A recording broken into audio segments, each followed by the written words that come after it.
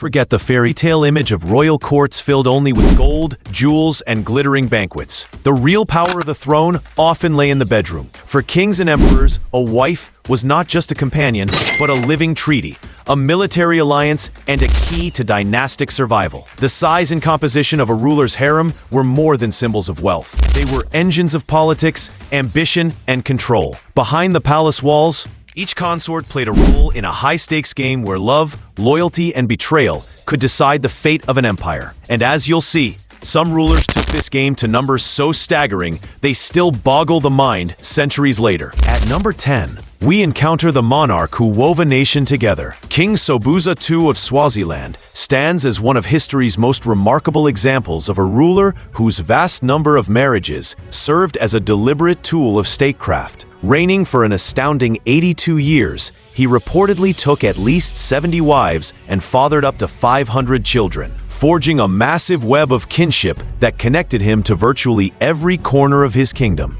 His unions were far from mere personal indulgence. They were strategic alliances with the most influential families and clans, effectively binding the country into one extended royal network. The result was that the Dlamini clan, his own lineage, came to represent nearly a quarter of Swaziland's population, cementing his control over both political and cultural life. Yet this tradition did not fade quietly into the past. In modern times, his successor, King Swati III, inherited not only the throne, but also the controversies surrounding royal polygamy. A particularly shocking incident involved Zina, his 10th wife, who at just 18 years old was taken from her school to become part of the royal household. Her mother, Linduwe Dlamini, defied precedent by taking legal action against the king, challenging the centuries-old customs that permitted such marriages without consent. Although the case failed in court, it drew global attention to the clash between ancient tradition and modern concepts of human rights, revealing how Sobhuza's legacy continues to shape and sometimes strain the social fabric of Swaziland today. Coming in at number 9, we step into the gilded world of the Maharaja of excess. Maharaja Sir Bhupinder Singh of Patiala ruled during the final decades of the British Raj and became an enduring symbol of princely extravagance. While he was a modern, politically engaged figure, serving as an honorary lieutenant general in World War I and representing India in international negotiations, his private life was a staggering display of personal indulgence. He officially had 10 wives and maintained a seraglio of 350 concubines, fathering 88 children, of whom 52 survived to adulthood. What set him apart was not simply the number of women in his court, but the meticulous way he curated his harem. Employing European plastic surgeons and hairdressers, he sought to mold their appearances to his exact preferences, transforming them into what he considered living works of art. This fusion of royal privilege and modern cosmetic technology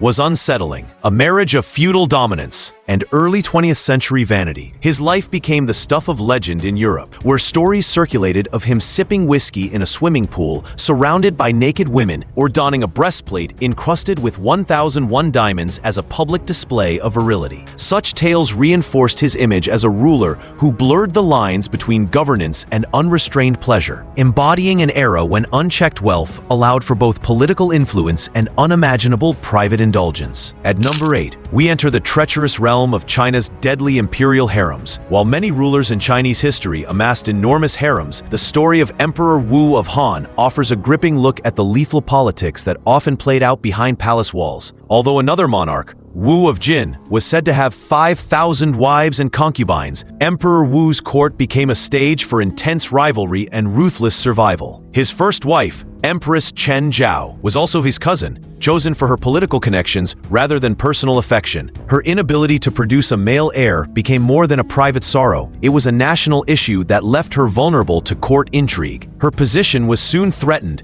by the low-born yet fertile Wei Zifu, who bore the emperor his first son and quickly rose in favor. Desperate to reclaim her husband's attention, Empress Chen Zhao resorted to witchcraft, a capital offense in the empire. The fallout was catastrophic. Over 300 people were executed in a sweeping purge, and the empress herself was deposed and exiled to live out her remaining years in isolation. This episode underscores the brutal reality that within the emperor's private chambers, alliances could crumble overnight, and jealousy could ignite events with nation-shaking consequences. Far from being places of passive beauty, The imperial harems were arenas of constant power struggles, where personal survival often depended on fertility, influence, and the ability to outmaneuver deadly rivals. At number 7, we discover the Mughal emperor who married for peace. Emperor Akbar, one of the most celebrated rulers in Indian history, transformed marriage into a masterstroke of diplomacy. Reigning from 1556 to 1605, he reportedly had around 300 wives, yet these unions were far more than symbols of personal luxury. They embodied his groundbreaking policy of sul-akul, universal peace, a vision that sought harmony among the diverse religious and ethnic communities of the Mughal Empire. In an age when kingdoms clashed violently over faith and territory, Akbar chose a subtler and far more enduring strategy. He married into the families of his rivals, particularly the influential Hindu Rajput clans. His union with Rajput princess Jodha was emblematic of this approach, securing loyalty through kinship rather than conquest. Within his vast harem, Hindu, Muslim, and even Christian wives coexisted,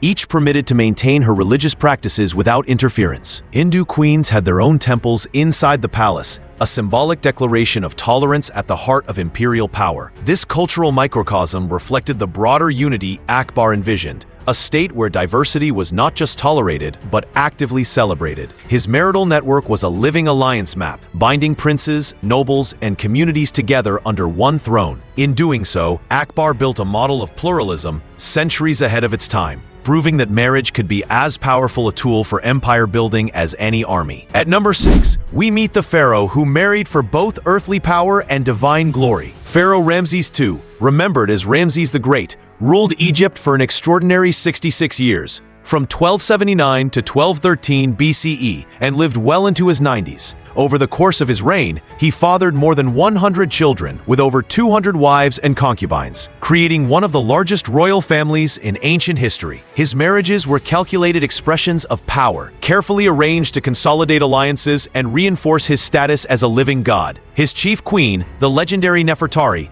held the highest honor and was immortalized in magnificent temples. Yet Ramses was far from monogamous in his diplomacy. One of his most celebrated unions was with a Hittite princess, sealing the first known international peace treaty after years of conflict between Egypt and the Hittites. But perhaps the most controversial element of his marital life was his decision to marry 5 of his own daughters, a practice rooted in the divine kingship ideology of ancient Egypt. This was not viewed as scandalous by his contemporaries. Rather, it was a declaration that the pharaoh's bloodline was sacred and separate from ordinary mortals. Each marriage served a purpose, whether to secure borders, project divine legitimacy, or reinforce the image of Ramses as the eternal guardian of Egypt. His vast harem was not merely a symbol of luxury. It was a living political institution designed to keep both his empire and his legacy intact for eternity. At number 5, we ride with the Mongol warlord who mapped his empire through marriage. Genghis Khan, the legendary founder of the Mongol Empire,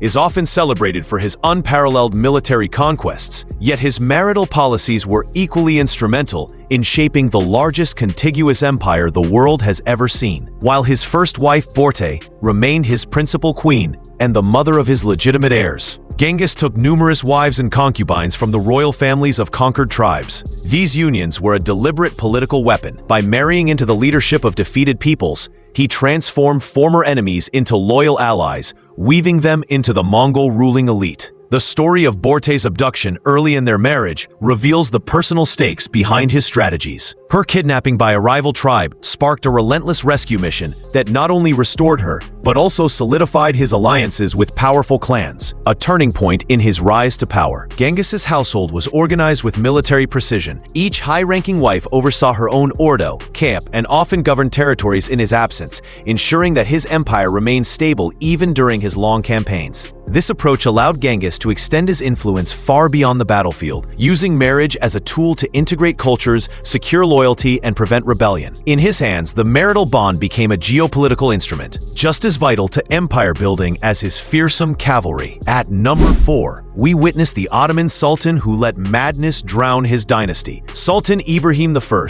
remembered by history as Ibrahim the Mad, ruled the Ottoman Empire from 1640 to 1648, in a reign defined by instability, paranoia, and fatal excess. As the last surviving son of Ahmed I, he spent much of his early life confined in the Kafes, an isolated palace prison meant to protect royal heirs from assassination, but often leaving them mentally broken. When he finally took the throne, Ibrahim's fragile mind and erratic behavior quickly became the subject of alarm. His obsession with the women of his vast harem shifted imperial politics into a dangerous arena, challenging the influence of his formidable mother, Kosum Sultan, the Valid Sultan, and one of the most powerful women in Ottoman history. As Ibrahim began promoting his favored concubines into positions of influence, tensions with his mother escalated into a battle for control. The most infamous episode of his rule, whether literal fact or enduring rumor, tells of his ordering 280 concubines drowned in the Bosporus after hearing whispers of infidelity. This act, emblematic of his cruelty and volatility,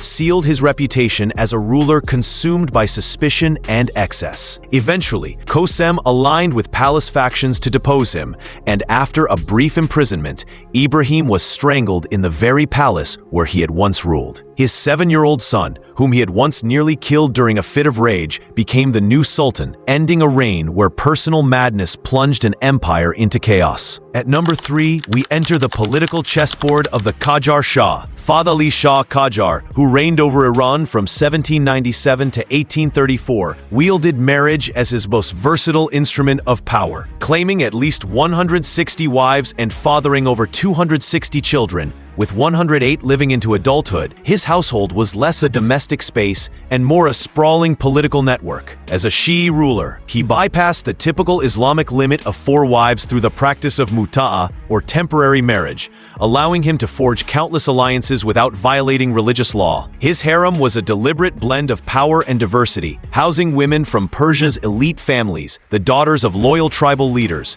and even members of rival dynasties such as the Zands and Afshars, whose integration into the royal household neutralized political threats. Inside the harem, competition was fierce. The mothers of princes fought to elevate their sons' status, knowing that proximity to the throne could change the fortunes of their entire clan. The Shah's mother, the influential Madhe Alya, often served as the ultimate power broker, courted by both foreign envoys and domestic officials seeking political favor. This world behind palace walls was not one of idle luxury. It was a high-stakes arena where survival and influence hinged on strategic alliances, manipulation, and the production of heirs who could carry forward the dynasty's ambitions. At number 2, we confront the paradox of the wisest king's greatest folly. King Solomon, the famed ruler of ancient Israel, is immortalized in biblical tradition for his unmatched wisdom, prosperity, and the construction of the magnificent First Temple. Yet, his personal life holds a sobering counterpoint to his greatness. The king is said to have had 700 wives and 300 concubines. Far from being purely romantic unions, most of these marriages were political arrangements with foreign princesses, each alliance designed to secure peace and strengthen Israel's position in the ancient world. However,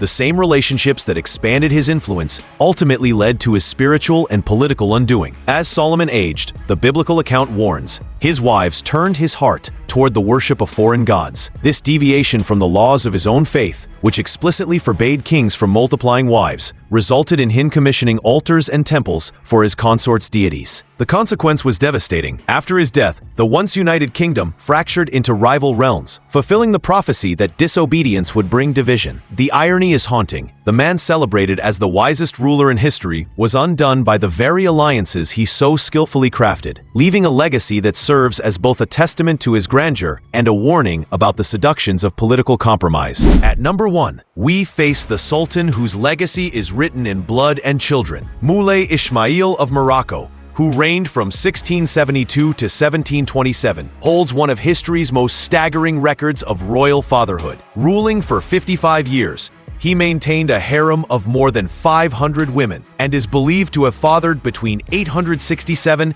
and 1,171 children, a feat so extraordinary that modern scientists used computer modeling to confirm its plausibility. His harem was both a symbol and a tool of absolute power, guarded with lethal precision. Any man caught glancing at one of his wives could be executed on the spot. Even the women were not safe from his wrath. A mere hint of infidelity could bring disfigurement or death. Within this unforgiving system, however, Some women rose to remarkable influence, none more so than Lala Aisha Mubarka Zaidana, a former slave who maneuvered her way into becoming one of his 4 legal wives. Through cunning and ambition, she shaped state affairs, orchestrating the downfall of political rivals, including the brutal execution of her stepson, Muhammad al-Alim. Muley Ismail's rule was thus mirrored in the microcosm of his harem, a place where loyalty, fear, and ambition intertwined, and where the birth of each child was both a personal triumph and a political statement. His staggering numbers were not simply the byproduct of excess, but the calculated imprint of a ruler who sought to project dominance through both his bloodline and his iron will. Across centuries and continents, these unbelievable numbers of spouses were never just about desire. They were carefully orchestrated displays of influence, diplomacy, and control. Harems served as political chessboards where alliances were built, dynasties secured, and power struggles often turned deadly. From the strategic unions of Ramses II and Akbar to the ruthless dominance of Muley Ismail, each story shows how private relationships could shape the destiny of entire nations. Their legacies prove that behind every throne lies a web of ambition, intrigue, and calculated power. If you enjoyed this journey through history's most fascinating rulers, don't forget to like, comment, and subscribe for more incredible stories. Thanks for watching.